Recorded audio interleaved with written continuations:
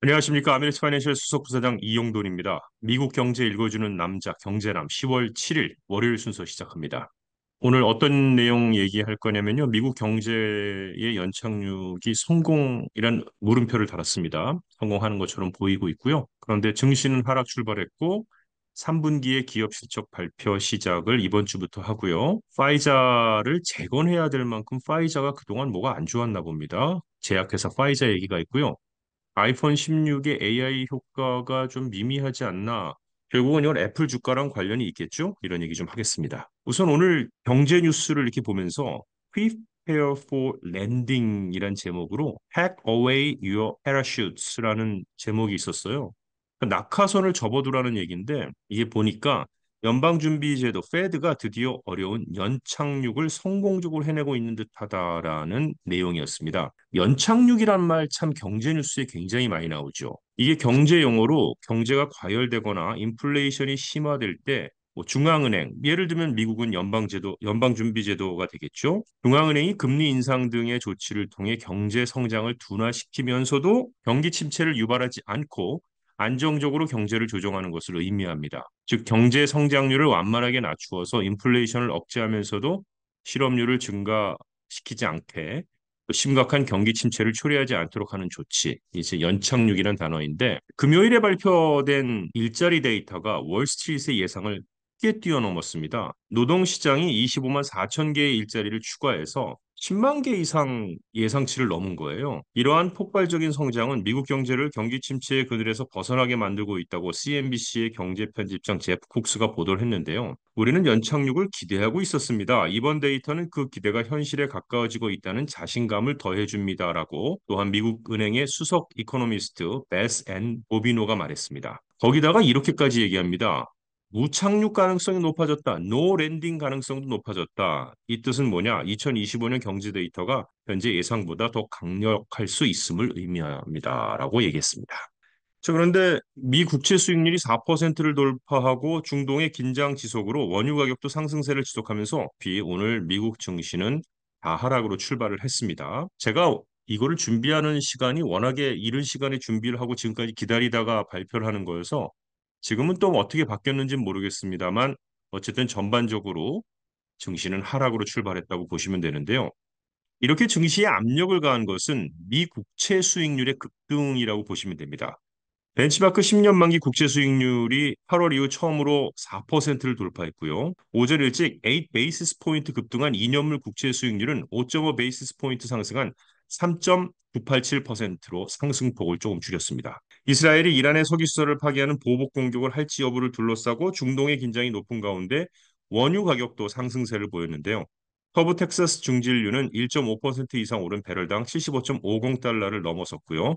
벤치마크 브렌트유는 1.4% 오른 79.14달러를 기록했습니다. 지난주 금요일에 예상보다 강력한 고용 보고서 발표됐다는 얘기 앞서 말씀을 드렸는데요. 미국 경제가 예상보다 양호하다는 시장의 판단으로 미국 증시의 3대 지수 모두 4주 연속 승리를 했었죠. 근데 모건 스탠리 이트레이드에 근무하는 크리스 라키는 금요일에 강력한 일자리 보고서로 11월 50 베이스 포인트 금리 인하 가능성이 오히려 또 없어졌고 경제 데이터가 예상보다 더 뜨거워질 경우 연준이 금리를 그대로 유지할 것이라는 관측도 등장했다라고 말했습니다. CME 그룹의 패드워치에 따르면 일단 오늘 오전에 금리 선물 거래자들은 11월에 금리를 인하할 가능성이 86.7%, 인하하지 않을 가능성을 13.3%까지 보는 것으로 집계되는데 지난주까지는 금리 인하 가능성이 100%였는데 이렇게 바뀐 겁니다. 미 대선과 소위 10월 깜짝 선물의 가능성에 인해 앞으로 몇 주 동안 시장 변동성이 높아질 수 있다고 경고를 했습니다. 자, 근데 3분기 보고서가 시작됩니다. 어닝 보고서가 되겠는데요. 이번 주부터 실적 시즌이 시작되면서 펩시코, 델타항공, JP모건 체이스, 웰스파르고가 분기별 실적을 발표할 예정입니다. 은행들은 연방준비제도가 금리를 인하하기 시작한 가운데 저금리 환경에 대한 기대에 대해 어느 정도 통찰을 제공할 것이며 펩시와 델타와 같은 소비재 기업들은 연말을 앞두고 미국인들의 소비 패턴에 대한 정보를 제공하지 않겠느냐 보고 있습니다. 화요일에는 펩시코, 목요일에는 델타항공, 금요일에는 JP모건 체이스와 웰스파르고가 보고를 합니다. 이런 얘기 들어보셨나요? 행동주의 투자자, 액티비스트 인베스터라고 하는데 행동주의 투자자 스타보드 밸류가 파이자의 10억 달러 규모의 지분을 인수하고 회사 재건을 추진 중이라고 합니다. 그럼 행동주의 투자자라는 게 뭐냐? 기업의 경영 방식이나 전략에 영향을 미치기 위해 적극적으로 개입하는 투자자를 의미한다고 하는군요. 이들은 주식을 대량으로 매입한 후에 그 기업의 경영 방침, 지배 구조, 비용 절감, 사업 방향 등을 바꾸기 위해 압력을 가하는 경우가 많은 사람들을 액티비스트 인베스터라고 합니다. 행동주의 투자자들은 종종 기업 가치의 개선을 목표로 하고 이를 통해 주가 상승이나 수익 증대를 도모하지만 때로는 기업 경영진과의 갈등을 초래하기도 한다고 하는데 어쨌든 이 소식에 뉴욕 증시 개장 전 거래에서 파이자의 주가가 3.5% 상승한 29.58달러에 거래되고 있습니다. 파이자 하면은 사실 코비드19 백신 개발 덕분에 이 회사가 이렇게 어려웠어? 라는 생각이 들 수 있겠는데요. 맞습니다. 일단 팬데믹 기간 중에 급등해서 2021년 후반에 약 59달러로 정점을 찍었습니다. 그런데 이후 약물과 백신 수요가 둔화되고 영업 실적이 악화되면서 주가가 반토막이 났다는 거죠.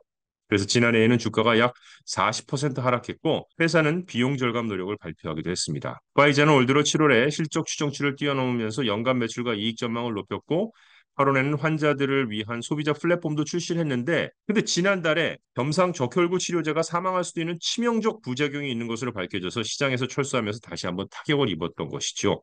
화이자는 보유한 일부 약물의 특허가 향후 몇 년 안에 만료됨에 따라 팬데믹 기간 중에 확보한 현금으로 미래 수익을 늘리기 위한 인수합병 M&A 전략을 추진해 왔는데 신약 연구 개발보다는 M&A에 집중하는 전략은 일부 투자자와 분석가로부터 비판을 받기도 했습니다.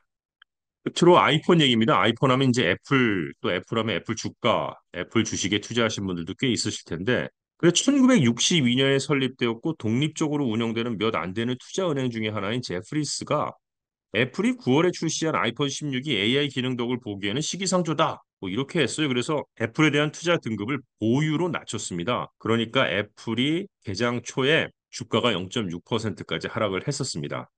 이 제프리스 그룹은 미국에 본사를 둔 글로벌 투자은행과 증권회사인데 금융 서비스 업계에서 널리 알려진 기업입니다. 주로 투자은행 업무와 자산관리, 자본시장, 리서치, 주식과 채권 거래 등 다양한 금융 서비스를 제공하는 회사입니다. 특히 중소형 기업으로부터 대형 기업까지 폭넓은 고객층을 대상으로 투자 자문과 자금 조달 서비스를 제공하는 것으로 유명한 기업인데 제프리스 그룹, 다른 대형 금융기관들과 비교하면 규모는 다소 작지만 독립적인 리서치와 분석 역량과 신속한 의사결정 능력으로 금융업계에서 경쟁력을 유지하고 있는 게 바로 이 제프리스 그룹입니다. 지금 오늘 마켓워치에 따르면 증권사 제프리스는 아이폰 16이 이 제대로 된 AI 경험을 구현하려면 하드웨어 재작업이 필요하고 결국 2026년, 2027년 시즌이 될 가능성이 높다라고 지적을 했습니다. 자, 그러나 장기적으로 생각하면 애플이 저렴하고 개인화된 AI 서비스를 제공하기 위해 독점 데이터를 활용할 수 있는 유일한 하드웨어 소프트웨어 통합 플레이어라는 위치에 대해 낙관적으로도 봤고요.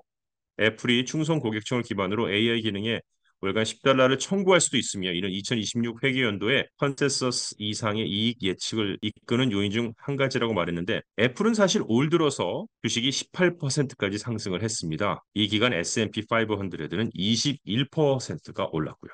이상 경제 읽어주는 남자 경제남을 마칩니다. 좋은 한 주 되십시오. 고맙습니다.